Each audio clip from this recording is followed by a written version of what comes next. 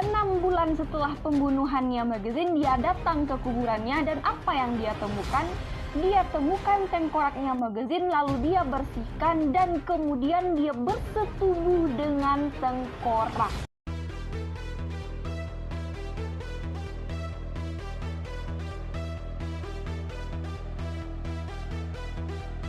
Halo geng, balik lagi bersama aku Ana. Di video kali ini aku bakalan bahas cerita kriminal lagi yang datang dari Joe Metheny, atau yang sering juga dipanggil dengan Joe. Jadi buat kalian yang bernama Joe, hati-hati. Aku lagi bercerita tentang kalian. So, gimana kita ceritanya? Langsung aja kita kupas. Joseph Roy Metheny lahir pada tanggal 2 Maret 1955 dan dia dilahirkan di Baltimore, Maryland, Amerika Serikat. Ia tumbuh sebagai seorang pembunuh berantai yang telah membunuh 13 orang korbannya berdasarkan laporannya kepada polisi di waktu persidangan, dan dia membunuh korban tersebut dan kemudian dijadikan makanan dan kemudian dijualnya ke masyarakat luas di tahun 1990-an. Sebanyak 13 korban yang dibunuh oleh si Joe ini, hanya 2 geng yang ngeberatin hukumannya Joe. Kenapa? Karena yang 11 lagi itu hilang. Nggak ada bukti sama sekali. Joe ini pintar kali dia menyembunyikan bukti yang udah pasti bakalan kebongkar gitu sama polisi gitu ya. Dan siapakah korban pembunuhan yang dituju oleh si Joe ini? Nah, korbannya di sini adalah orang-orang yang suka mengkonsumsi obat-obatan terlarang dan juga alkohol. So, hati-hati buat kalian yang suka konsumsi obat-obatan terlarang dan juga alkohol. Jika kalian bertemu dengan Joe Metheny, kalian sikat abis geng, kalian mati, dan kalian harus sayang sama nyawa kalian dan kalian harus ngelupain itu semua, kalian tinggalin ya. Kayak kalian ninggalin mantan. Kasus pembunuhan yang pertama kali dilakukan oleh Joe ini berawal ketika orang tuanya selalu mengabaikan Joe Metheny. Dia butuh kasih sayang, akan tapi tidak dapat sayang dari orang tuanya. Dia butuh perhatian, dia tidak dapat perhatian dari kedua orang tuanya. Dan akhirnya dia menjadi keluarga broken home. Ayahnya yang seorang pecandu alkohol meninggal gara-gara kecelakaan mobil di waktu itu. Sementara ibunya telah mengabaikan 6 orang anaknya. Itu kata Joe Metheny. Dan dia juga bilang kepada media bahwasanya ibunya ini sering menitipkannya ke keluarga lain untuk diasuh, geng. Jadi mungkin secara positive thinking aja ya kali ya. Ibu Joe ini lagi bekerja gitu ya buat ngehidupin keluarga dengan kondisi yang kayak gitu, seperti pokoknya tulang punggung keluarga lah ya, dengan kondisi suami yang suka dengan minuman-minuman keras dan gak tahu arah sama sekali buat hidup gitu ya. Jadi ibunya ini merasa buat nitipin ke keluarga orang lain itu mungkin bisa untuk menyenangin hati si Joe. Mungkin gitu, geng. Nah, ternyata emang benar. Pernyataan yang diungkapkan oleh Joe ini berbanding terbalik dengan apa yang dibilang oleh ibunya Joe ke media gitu. Pertama, ibunya tidak pernah menitipkan Joe ini ke keluarga lain gitu ya. Dia mengatakan bahwasanya Joe ini adalah orang yang sangat cerdas, sopan, dan juga cerdik. Itu kata ibunya. Yang kedua, ibunya sering bekerja keras untuk menghidupi keluarganya supaya anak-anaknya tidak kelaparan. Dan siapa sangka gitu ya, ternyata seorang pembunuh berantai yang udah membunuh sekian banyak korban juga pernah bergabung di Angkatan Darat. Jadi Joe ini pernah bergabung di Angkatan Darat itu pada usia 18 tahun, geng. Pada tahun 1973. Dan akhirnya dia berhenti gara-gara minum minuman keras juga. Ikut dan bergabung di obat-obatan terlarang gitu ya. Jadi dia ngikut jejak orang tuanya, itu ayahnya. Nah, di situ setelah berhenti menjadi Angkatan Darat, dia beralih profesi menjadi seorang supir truk. Pembunuhan pertama Joe itu diawali dengan 2 orang wanita. Yang pertama bernama Kimberly Spicer, yang kedua ada namanya Catherine Magazine. Kita bahas dulu, yang pertama adalah Kimberly Spicer. Waktu itu, Kimberly Spicer ini datang ke trailernya si Joe. Dan di sana dia menawarkan kepada Joe itu obat-obatan terlarang juga, geng. Karena dia tahu kalau Joe ini adalah orang-orang yang suka konsumsi obat-obatan terlarang ataupun juga alkohol gitu ya. Nah, di trailernya itu dia berbincang-bincang, saking enaknya berbincang-bincang, kemudian Joe ini tanpa sengaja ngikutin hawa nafsu aja, dia langsung tuh bunuh si Spicer, dan kemudian dia potong-potong dagingnya dengan sangat-sangat rapi sekali. Dia cincang dagingnya, kemudian dia masukkan ke dalam toples. Kalian tahu toples kan ya? Ditutup toples itu, kemudian dia simpan di trailernya dia. Nah, saking kreatifnya si Joe ini, geng, dia bikin sebuah restoran yang isinya adalah pembuatan barbeque dari daging manusia yang dicincang. Kalian bayangin ya kan? Dan di situ pengunjung yang datang sangat amat banyak banget. Nah ya, tanpa mereka menyadari, di saat itu mereka sudah menjadi kanibal berjamaah. Mereka nggak tahu bahwasanya daging barbeque yang mereka beli itu adalah daging manusia yang udah dicincang oleh Joe Metheny. Dan dia mengatakan pada masyarakat bahwasanya, bukan pada masyarakat ya, kepada polisi, bahwasanya daging manusia itu sangat jauh berbeda rasanya dengan daging babi yang biasa dia gunakan untuk membuat barbeque-nya. Nah, beralih kita pada kasus pembunuhannya Catherine Magazine.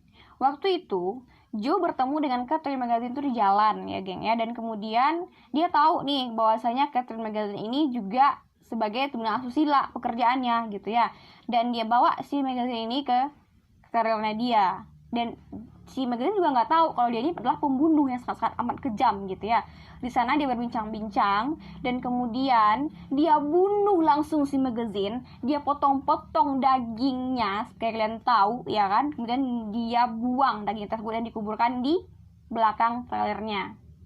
Dan apakah Joe tersebut berhenti sampai di situ? Enggak. Dia lupa dengan kejadian pembunuhan Magazine?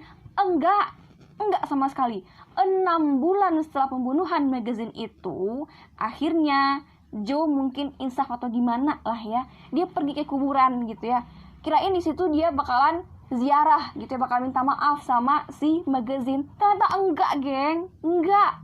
Nah di situ dia gali kuburannya si Magazine, dan apa dia temukan? Dia menemukan tengkoraknya si Magazine. Dia bersihkan lah ya kan tengkoraknya ini gitu ya. Dan setelah itu, kalian tahu apa yang terjadi? Dia bersetubuh dengan tengkorak. Kalian bayangin, ya kan? Dan ternyata nih ya geng ya, si Joe ini juga punya pacar, ya kan? Kalah kalian yang nggak punya pacar, ya kan? Kayak gitu bentuk orangnya, suka punya pacar juga dia, gitu ya. Dia punya pacar, dan dia juga punya anak dari pacarnya, geng. Nah, di situ waktu saat si anaknya ini hilang, dibawa oleh pacarnya yang juga kecanduan alkohol, gitu ya geng ya. Dan di situ dia mencari pacarnya, tapi dia tidak menemukan sama sekali pacarnya itu di mana gitu ya.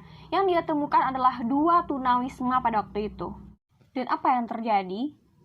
Ketika Joe bertemu dengan 2 tunawisma itu, yang ada dalam anaknya itu cuma pembunuhan doang, geng. Nggak ada selain itu gitu ya. Dan kemudian saking marahnya mungkin dia sama pacarnya, dia karena nggak nemuin anaknya ini gitu ya, dia ngelimpahin kekesalannya itu kepada 2 tunawisma tadi. Dan apa yang dilakukan? Dia bunuh tunawisma itu dengan sangat kejam sekali, dengan menggunakan kapak, dan kemudian dia matikan tunawisma tadi. Terus dia potong-potong dagingnya, dia cincang, dan kemudian dia lempar. Atau kemana dia lempar, pokoknya dia tinggalin di situ itu mayat, ya kan? Dan di malamnya, dia membunuh 2 orang PSK di waktu itu. Pakai apa dia bunuh? Pakai kapak. Agak-agak mual gitu gue cerita sama kalian. Dan kapak yang dia gunain itu sama persis dengan yang dia gunakan pada saat dia membunuh 2 tunawisma sebelumnya. Dan itu terjadi di jembatan Hanover Street. Nah, ternyata nih ya geng ya, ada nih yang ngintip gitu ya apa yang dilakuin oleh si Joe ini. Dan di situ ada seorang nelayan, dia ngintip tuh ya kan, ini orang ngapain nih, kayaknya mencurigakan banget gitu kali ya. Dan ternyata Joe ini ketahui geng kalau bahwasanya si nelayan tersebut ngintip gitu ya. Apa yang terjadi? Dia kejarlah si nelayan itu sampai dapat, dan akhirnya apa? Mati. So, apa yang udah dilakuin oleh Joe kepada ketiga mayat tersebut? Dia kreatif. Dia berpikir dengan otak, nggak pakai dengkul, ya kan? Dan di waktu itu, dia membuang jenazah ketiga korbannya itu ke dalam sungai dengan menggunakan pemberat gitu ya. Kreatif banget emang dia membunuh. Supaya apa? supaya jenazahnya ini nggak naik ke permukaan, geng. Kalau sempat naik, tamat tuh rewek si Joe, ya kan. Polisi nemuin, masuk penjara lah tuh orang. Apakah sampai di situ akhir kiprahnya Joe Metheny? Enggak. Masih panjang lagi ceritanya, masih panjang lagi perjalanan hidupnya si Joe Metheny. Apa yang terjadi? Joe ini lagi asik-asiknya mungkin berjalan di waktu malam, dan dia melihat seorang wanita waktu itu bernama bernama Rita Kemper, ya. Dan akhirnya dia menculik Rita Kemper dan dia bawalah ke trailernya dia. Dan itu terjadi pada tanggal 8 Desember 1996. Dan kayaknya si Joe ini pengen banget gitu ya, niat banget buat memperkosa si Rita Kemper. Tapi Rita ini nggak mau, geng. Dia nggak mau gitu ya. Akhirnya dia berusaha untuk keluar. Dengan segala cara dia upayakan supaya dia bebas dari si Joe Metheny ini. Dan saat dia berlari keluar, si Joe ini juga ngejar, geng. Dia kejar si Rita Kemper itu dengan sangat kencang, ya kan. Dan di situ akhirnya si Rita ini nyerah gitu ya. Mungkin nggak kuat gitu, bicara kita wanita yang ngejar seorang laki-laki, nggak kuat gitu ya, udah kehabisan tenaga kali si Rita ini. Dan akhirnya Joe menyeret si Rita Kemper itu masuk kembali ke trailernya. Dan apa yang terjadi? Dia buka celananya si Rita ini, geng, sama si Joe gitu ya. Mungkin mencoba untuk memperkosanya si Rita ini, tapi Rita ini nggak mau sama sekali. Dan dia berkata kepada si Rita gitu, "Aku akan membunuhmu dan aku akan mengkuburkanmu bersama dengan gadis-gadis lainnya di hutan." Gitu kata si Joe, geng. Dan mungkin entah gimana caranya, entah si Rita ini kaget atau gimana, ya kan, dia tendanglah tuh alat vitalnya si Joe. Dan apa yang terjadi? Ini lolos, geng, lolos. Dan waktu itu dia bertemu dengan seorang polisi di daerah setempat. Dan akhirnya dia ceritakan kepada polisi semua apa yang dialaminya. Dan hebatnya polisi percaya, ya kan. Mungkin di situ pula akhir ceritanya si Joe Metheny ini gitu ya. Mungkin dah dosa aja ngunjukinnya buat si culik si Rita Kemper ini waktu itu, ya kan.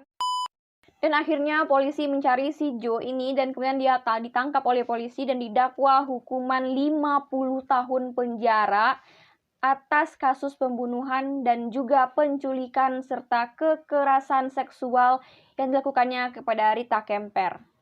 Mungkin ya, kalau kita di kantor polisi itu biasanya kan polisi itu suka ngorek-ngorek apa yang udah terjadi di kita gitu ya. Nggak mungkin satu itu aja yang dia bunuh gitu ya kan. Secara udah banyak banget yang udah ngelapor mungkin ke polisi bahwasanya ada orang yang hilang atau apalah dengan tidak ada bukti gitu ya. Dan akhirnya dia ngaku. Si Joe ini ngaku, geng, bahwasanya dia udah ngebunuh 13 orang. Tapi bukti yang kuat itu hanya 2 buat ngeberatin si Joe ini gitu ya. 11 kasus pembunuhan lainnya itu nggak ada ditemukan bukti sama sekali. Saking rapi dan saking hebatnya Joe ini buat nyembunyiin korbannya. Dan untuk hukuman yang atas pembunuhannya Catherine Magazine, dia didakwa hukuman mati.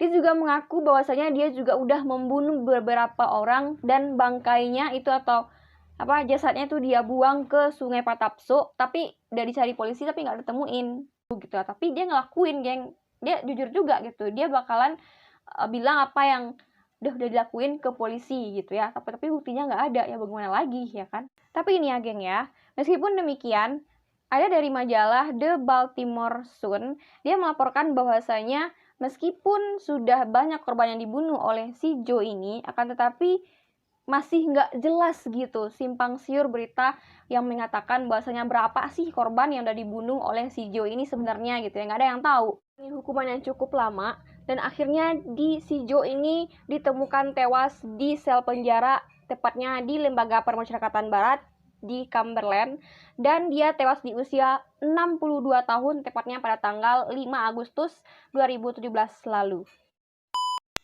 So ya, mungkin demikian dulu cerita kriminal kita pada kesempatan kali ini. Kalian jika suka dengan video aku, kalian boleh tekan tombol subscribe di bawah dan kalian tekan tombol like-nya.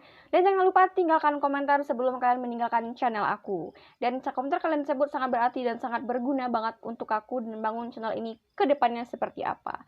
Dan kalian yang mau request tentang kisah kriminal lainnya yang bakalan aku bahas selanjutnya, kalian boleh DM ke sini. Kalian boleh DM ke sini, nanti aku bakalan baca dan aku bakalan nge-vote ke kalian mana yang harus aku bahas terlebih dahulu. So, singkat cerita, sepandai-pandainya tupai melompat, akhirnya bakalan jatuh jatuh juga. So ya, see you next my video dan jangan bosan buat nonton video aku selanjutnya.